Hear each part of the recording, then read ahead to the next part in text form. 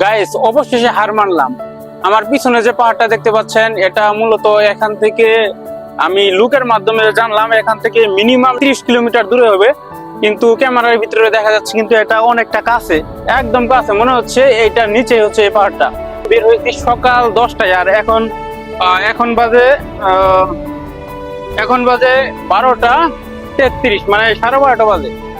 মানে টানা 2.5 ঘন্টা সাইকেল চালাইছি, প্রায় আপনার 40 কিলোমিটার উপরে, প্রায় 40 কিলোমিটার উপরে, তাও আবার পাহাড়ি রাস্তা, একদম উঁচু নিচু পাহাড়ি রাস্তা। যেমন দেখতে পাচ্ছেন এটা একদম এক ঢালু।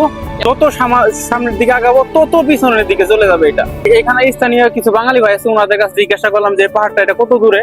তো ওনারা বললো যে এটা মিনিমাম 40 কিলোমিটার দূরে হবে এই পাহাড়টা। মানে যত আগাবো তত আর কি এটা কাছে লাগবে, কিন্তু ওইটা আর কি কখনো শেষ নাই। যেহেতু আমার রুম থেকে এই পাহাড়টা দূর থেকে যেহেতু একদম স্পষ্ট দেখা যায়, তার জন্য আমি চেষ্টা করছি